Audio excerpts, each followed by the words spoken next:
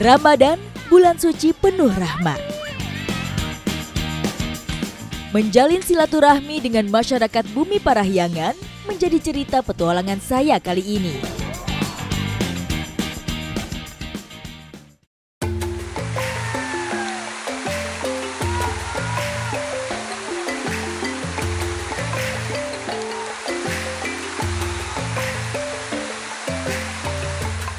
Bersama dengan masyarakat kampung Pasir Panjang, Desa Cempaka Mulia, saya akan ikut tradisi padusan, yang mana tradisi ini adalah tradisi yang sudah turun-temurun. Ikuti jejak saya, jejak petualang. Saya dan masyarakat menuju aliran sungai yang ada di sini. Sebelum memulai tradisi padusannya, kegiatan ini harus diawali dulu dengan doa yang dipimpin langsung oleh Pak Ustadz yang sudah hadir juga di sini.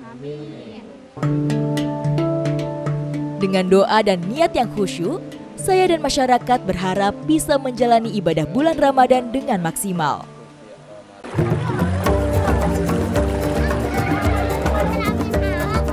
Membersihkan diri boleh dilakukan seluruh badan ataupun hanya bagian tertentu sebagai simbolis. Yang lebih utama adalah niat untuk mensucikan diri. Kegiatan padusan ini memiliki tujuan untuk membersihkan jiwa dan raga, jadi diri itu kembali suci. Tradisi ini cukup melekat di kalangan masyarakat Jawa. Dahulunya, masyarakat Jawa melakukan padusan di kolam yang memiliki 7 mata air atau sumur suci. Diyakini hal ini dapat membebaskan diri dari godaan setan selama menjalankan ibadah puasa Ramadan. Tradisi padusan ini sudah turun-menurun, makanya anak-anak kecil pun bisa ikut, supaya mereka ketika besar nanti bisa mewariskan tradisi ini ke generasi-generasi selanjutnya. Menjaga kelestarian tradisi padusanan tidak hanya menjaga budaya, tapi memberi pengaruh bagi pada setiap pribadi. Antusias warga di sini memang luar biasa banget mengikuti tradisi padusan ini dan keren karena masih bertahan sampai sekarang tradisinya.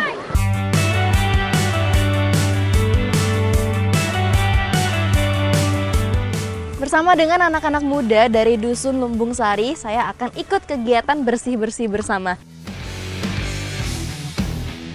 Zauyunan adalah budaya hidup berdampingan dan saling tolong-menolong khas masyarakat Jawa Barat. Di Desa Pamarician, Kabupaten Ciamis ini misalnya, kegiatan mencuci sajadah dan karpet masjid rutin dilakukan saat bulan Ramadan. Gak hanya di sini, tradisi seperti ini memang biasa dilakukan di banyak tempat, apalagi di bulan Ramadan seperti ini untuk bersih-bersih karpet yang ada di masjid. Secara bergotong royong, satu persatu sajadah dan karpet dicuci bergantian. Karena memang karpet ini digunakan untuk beribadah, jadi harus rutin dibersihkan seperti ini supaya lebih nyaman ketika digunakan. Puasa tidak menjadi penghalang bagi kami untuk tetap berkegiatan. Di bawah terik sinar matahari, semangat kami tetap menyala. Kegiatan bersih-bersih ini tujuannya untuk melatih kepedulian anak-anak muda ini terhadap barang-barang masjid. Menjaga kebersihan alat-alat ibadah bukan saja menjadi tanggung jawab para remaja masjid, tetapi juga bagi seluruh jamaah. Mukanya jangan tertekan gitu. Nah, geser lagi sini, geser. Seru dan bermanfaat. Kegiatan ini bisa menjadi rekomendasi aktivitas produktif di bulan Ramadan.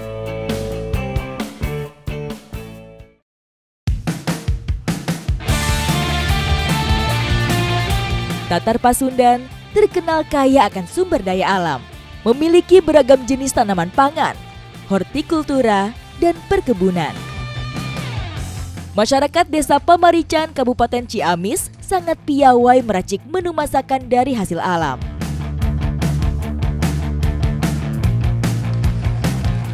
Katanya mau ngambil di mana lagi? Itu lagi, Pan. Oh iya. Mengikuti kegiatan bersama warga lokal, kali ini saya akan panen turubuk yang nantinya akan digunakan dalam kegiatan munggahan. Terubuk dikenal sebagai sayuran asli Indonesia. Di Pamarician, tanaman ini memiliki hubungan sangat erat dengan masyarakat. sebagai salah satu sumber pangan favorit.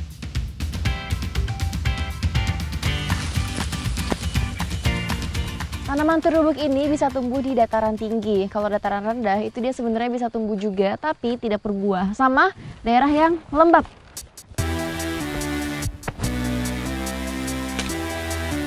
Dalam pertumbuhannya, terubuk membutuhkan intensitas cahaya matahari yang cukup. Minimal 8 jam per hari untuk dapat berbunga maksimal. Ini juga biasanya disebut sayur lilin nih, si terubuk ini. Berbeda dengan masyarakat Jawa Barat, orang Jawa Tengah dan Jawa Timur mengenalnya dengan nama tebu terubuk, tebu endog, dan sayur lilin. Terubuk ini masih satu family dengan tebu, makanya bentuknya persis banget, tapi dia versi yang lebih kecil nih.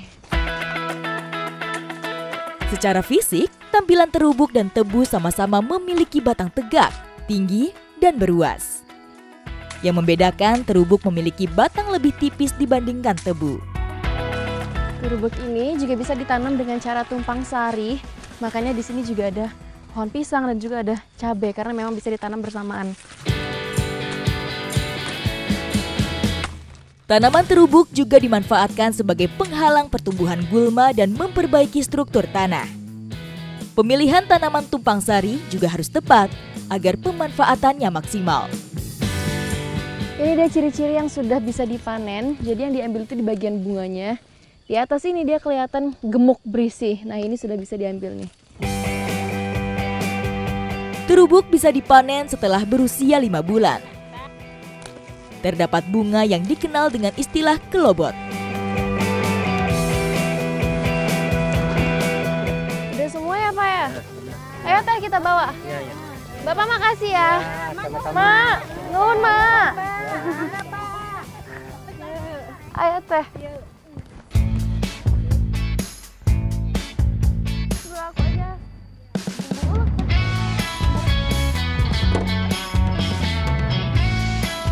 Bagian belakang camper van yang luas cukup membantu di setiap perjalanan saya.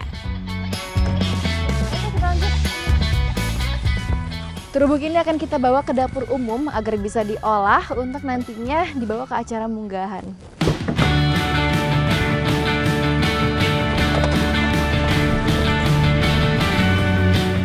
Perjalanan kami lanjutkan selama lebih dari 1 jam menuju dapur umum yang kabarnya sudah mulai ramai. Tinggal dikupas-kupas aja ya? Iya. Menu yang akan kita buat kali ini adalah lodeh, cobek, dan juga tumis ya Teh ya? Nah ini harus dikupas dulu nih untuk dikeluarin isi sayurannya. Banyaknya terubuk di Desa Pamarican membuat tanaman satu ini dijadikan salah satu bahan utama dalam tradisi munggahan. Kebiasaan masyarakat setempat memang memaksimalkan hasil bumi sebagai hidangan. Ibu ini lagi buat apa? Bumbu untuk? Oh yang dibakar itu ya? Habis dibakar diulek di sini. Ini ada yang sudah membuat bumbu dan sekarang saya mau ikut bakar-bakar terubuknya. Meski saya pendatang, saya juga ikut berpartisipasi supaya lebih merasakan kedekatannya.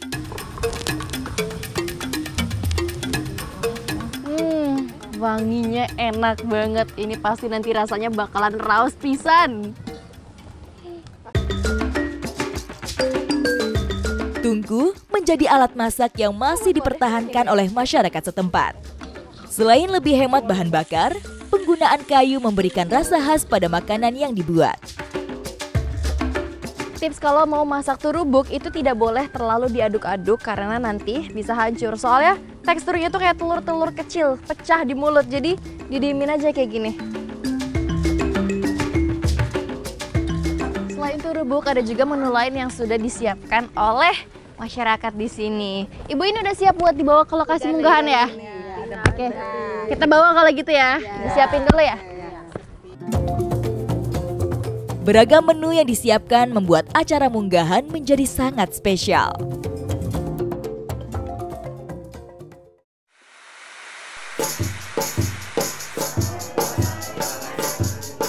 Momen berbagi dengan sesama sebagai salah satu tradisi warga Ciamis saat bulan Ramadan.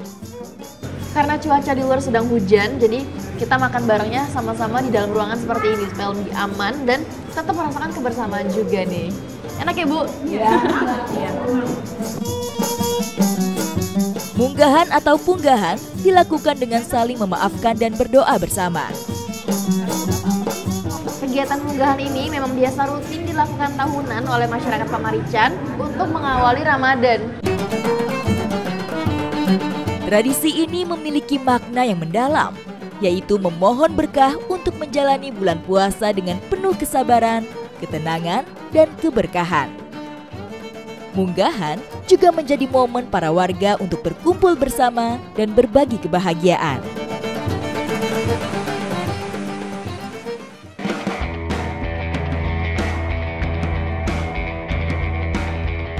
Puasa di bulan Ramadan tidak menghalangi aktivitas masyarakat Garut, Swiss Van Java. Kampung Tabrik yang terletak di Kecamatan Sucinaraja dikenal menjadi sentra bata Garut.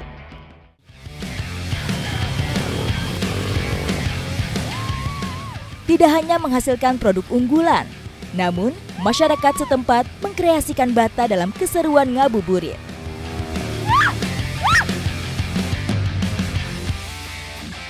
Sebagai desa penghasil bata, Desa Ligamukti ini punya perlombaan unik yang diadakan setiap tahun. Dan saya nggak mau ketinggalan keseruannya. Namanya adalah Ngunyal Bata. Ikuti jejak saya, jejak petualang.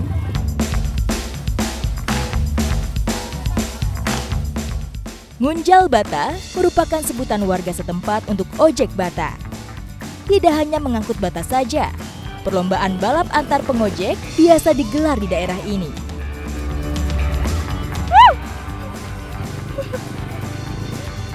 Ini baru obstacle pertama sudah seperti ini.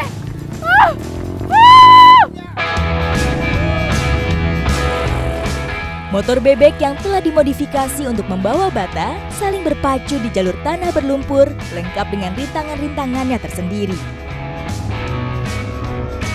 Padahal saya nggak membawa beban apa-apa, tapi sulit sekali untuk menjaga keseimbangan motor ini.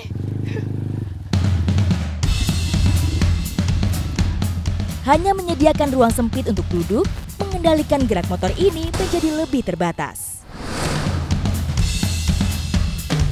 Ini dia adalah trek yang paling sulit. Lumpurnya dalam banget.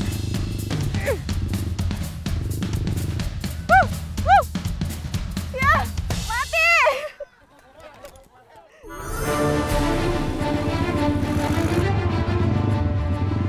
Meski sempat merasa panik saat mesin mati, namun saya kembali tancap gas untuk melanjutkan pertandingan. Semoga saya bisa.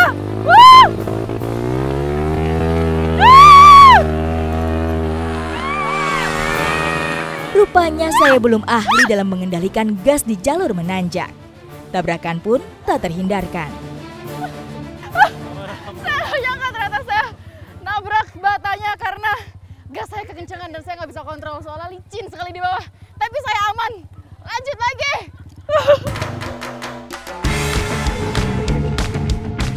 Tumpukan bata ini menjadi perhentian pertama. Disinilah setiap ojek mulai memuat bata ke atas motor. Semakin banyak bata yang dikumpulkan, semakin besar peluang untuk menang. Saya sudah siap membawa lagi motor yang sudah berisi bata. Kalau nggak ada bata saja sudah susah mengatur keseimbangannya, apalagi bawa beban berat seperti ini.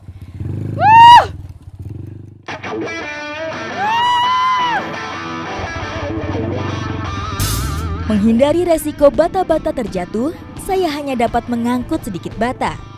Berbeda dengan para pengojek lihai yang dapat mengangkut bata secara penuh.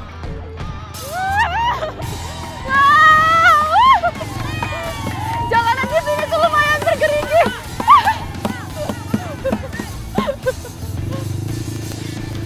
Oke, kita gaskan.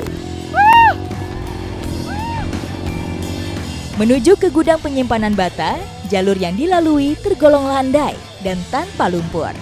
Gas langsung saya tarik kencang.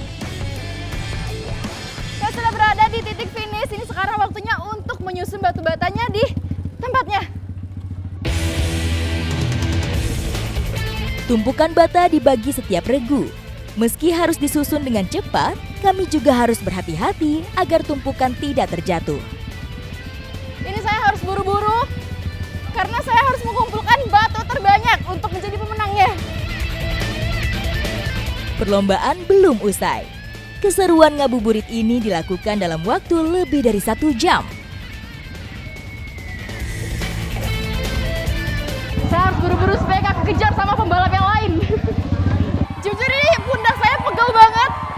Karena space saya untuk duduk tuh benar-benar sempit sekali. Jadi bawa motornya harus kayak gini.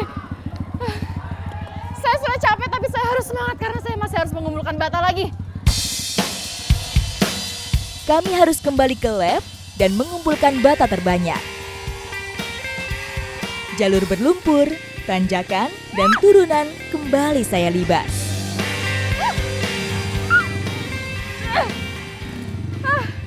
Ini trek tersusah. Lumpurnya dalam dan licin banget.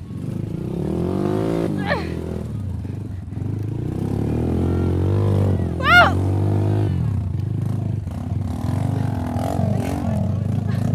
Waduh. Saya terjebak di sini. Karena ini adalah trek yang paling susah memang.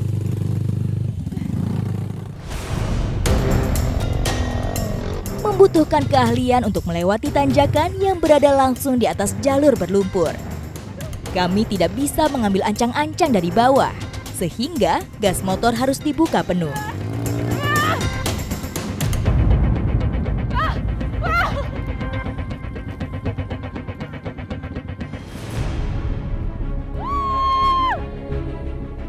Sesampainya di gudang, saya kembali menyusun bata. Dan tak terasa, waktu perlombaan telah usai.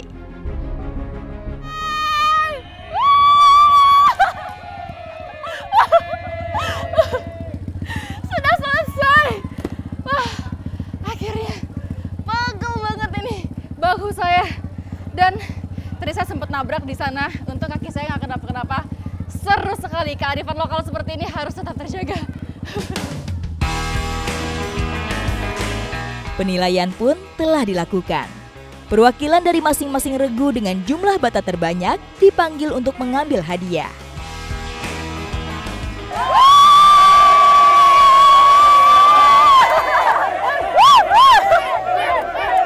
Perlombaan telah berakhir, tapi walaupun saya nggak juara, tidak masalah karena saya beruntung sekali bisa ikut merasakan kemeriahan serta keantusiasan warga di sini.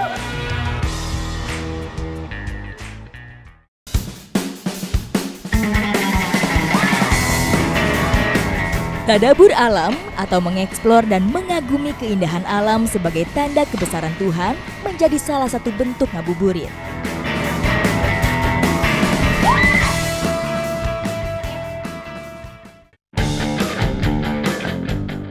Masih di Kabupaten Garut, petualangan saya lanjutkan menyambangi salah satu sudut tersembunyi. Ini dia salah satu destinasi wisata di Jawa Barat yang akan saya eksplor, yaitu Lewi Tonjong. Dan saya nggak sendiri karena sudah bersama teman-teman saya di sini yang akan ikut keseruan kali ini. Ikuti jejak saya, jejak petualang. Sebagian kawasan Cihurip merupakan hasil aktivitas tektonik berjuta-juta tahun silam. Pahatan alam yang kini meninggalkan bebatuan tegak berdiri di sangga lembah. Uniknya destinasi ini tuh sungainya benar-benar diapit oleh dua tebing yang tinggi banget, ketinggiannya itu sekitar 100 meter. Jadi memberikan pemandangan landscape yang luar biasa bagus banget, dan suasana di sini betul-betul sejuk, jadi nggak panas sama sekali. Mengunjungi tempat ini tepat dilakukan pada musim kemarau. Airnya yang kehijauan menjadi cermin alam yang menakjubkan. Dengan rakit, kami melihat lebih dekat hasil mahakarya alam ini. Namanya Lewi Tonjong. Lewi itu artinya lekukan. Jadi sungainya ini disebut Lewi, dan juga Tonjong itu karena batunya berbentuk lonjong. Makanya asal muasal namanya itu menjadi Lewi Tonjong. Namanya sangat menggambarkan tempat ini. Dua padanan kata kontradiktif namun serasi. Sungai ini memiliki kedalaman sekitar 3-5 meter, jadi aman banget untuk lompat. Sekarang saya mau nyobain untuk cliff jump dari atas. Sebelum melompat, kami harus memanjat tebing bebatuan terlebih dulu.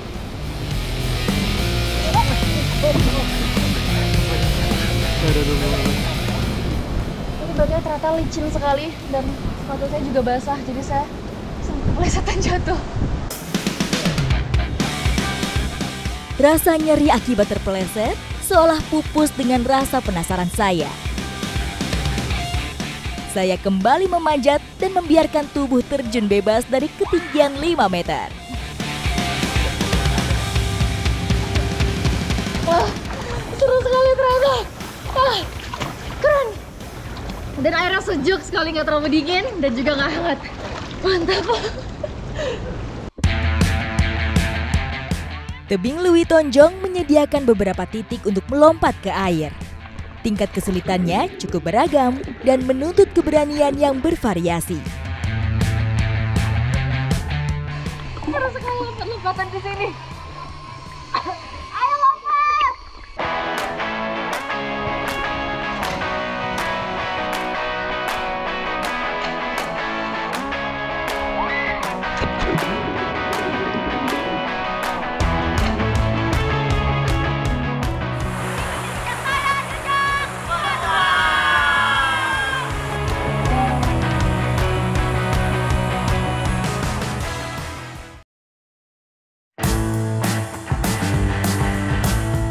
Jawa Barat merupakan provinsi dengan jumlah pesantren terbanyak di Indonesia.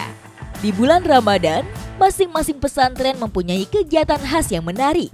Saya sedang dalam perjalanan menuju ke pesantren Darul Fitroh dan akan mengikuti beberapa kegiatan anak-anak di sana.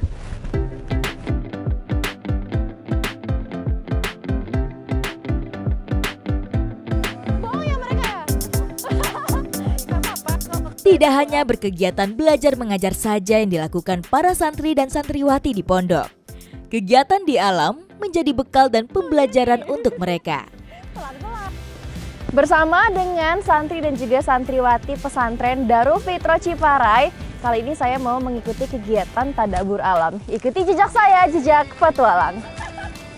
Kenapa kalian, ayo. Sahabat, Aktivitas mengambil jerami seperti ini menjadi tugas para santri di sela jam belajar di kelas. Dengan sukacita, para santri dikenalkan dengan banyak aktivitas sosial dan lingkungan sebagai salah satu bentuk tadabbur alam.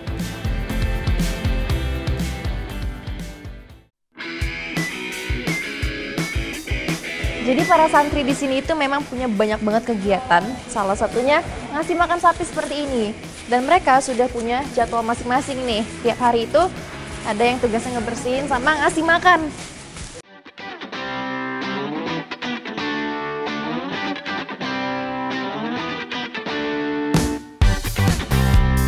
Kegiatan santri di kandang sapi memiliki tujuan yang bermanfaat, baik itu dari segi pendidikan, keterampilan, maupun pengembangan karakter. Sembari yang perempuan ngasih makan, ini yang laki-laki tugasnya ngebersihin kandangnya. Dan memang harus rutin dibersihkan supaya terhindar dari penyakit, karena sapi-sapi ini biasanya nanti akan dijadikan kurban. Para santri dilatih untuk disiplin dan bertanggung jawab terhadap ternak. Karena merawat sapi membutuhkan tanggung jawab yang besar. Bekerja di kandang sapi juga mengajarkan mereka untuk bekerja sama, saling membantu dalam menyelesaikan tugas-tugas yang ada. Anak-anak di sini memang rajin dan kompak banget, apalagi perempuan biasanya jarang sekali mau ikut kegiatan-kegiatan kayak gini. Salut deh. Kegiatan tadabbur alam ini memberi pandangan baru bagi saya, bahwa kegiatan santri tidak hanya di pondok, melainkan kegiatan di alam dan memiliki banyak makna serta manfaat.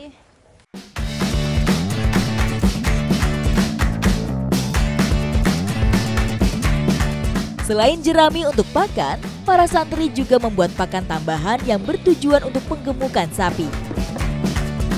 Campuran pangannya ini ada konsentrat, jadi ini tuh campuran antara remah-remah roti dan juga coklat sebagai pengganti protein. Terus juga ada sisa gilingan padi sama garam kasar.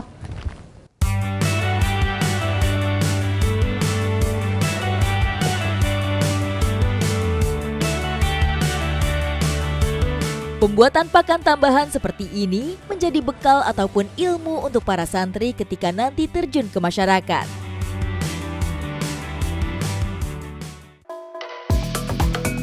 Tidak jauh dari tempat pemeliharaan sapi, saya sekarang berada di kolam ikan. Kegiatan tadabur alam ini merupakan salah satu bentuk rasa syukur terhadap ciptaan Tuhan. Dan juga tujuannya itu untuk menjaga hubungan baik dengan Tuhan, sesama, dan juga alam. Dalam Islam, memberi makan kepada makhluk hidup lain adalah amalan yang baik dan diberkahi. Mengajarkan saya dan para santri pentingnya berbagi rezeki dan memperhatikan kebutuhan makhluk hidup lainnya.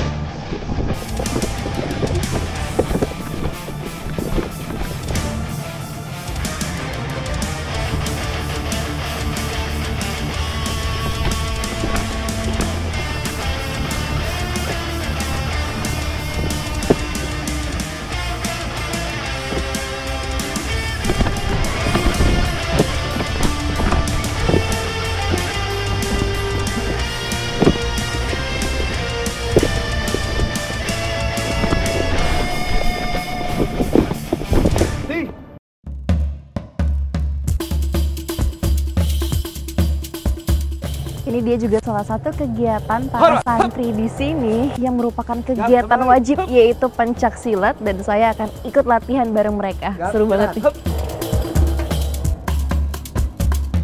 Banyak pesantren di seluruh Indonesia yang memiliki jadwal khusus untuk latihan pencak silat. Dalam pencak silat, santri mendapat bekal pengendalian diri, membuat mereka lebih sabar dan berpikir dalam bertindak.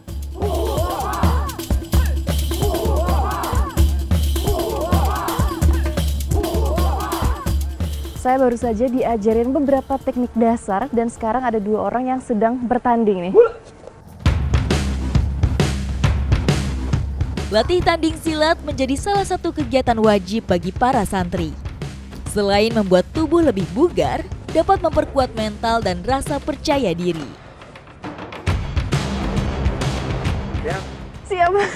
Sekarang waktunya saya untuk bertanding melawan Anista. Ini saya yang masih pemula harus melawan senior. Tolong pelan-pelan ya.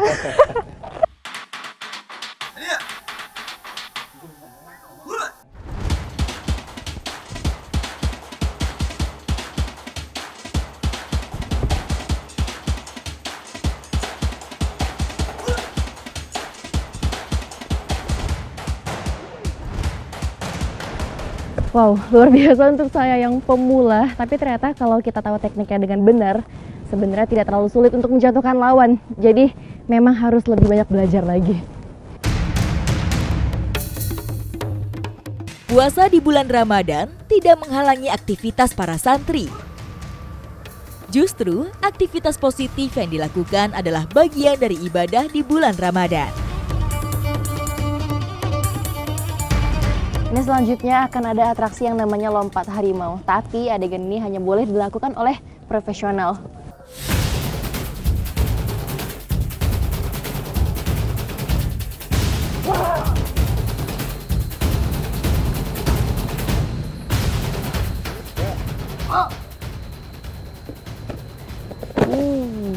Wow, salut banget sama para santri di sini.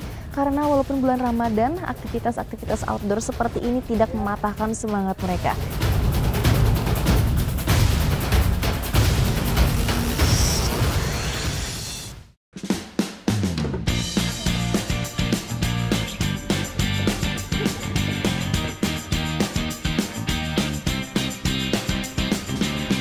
Berbagi takjil menjadi tradisi yang tak pernah lepas bagi masyarakat Ciamis dan banyak daerah lain. Umumnya, takjil dibuat dengan menu dan kemasan yang praktis. Namun, mereka tetap memberikan yang terbaik sebagai hidangan berbuka puasa. Seru banget ya, ngabuburitnya diisi dengan hal-hal positif seperti ini. Puasa aman, Re? Aman. Sabar ya, bentar lagi buka.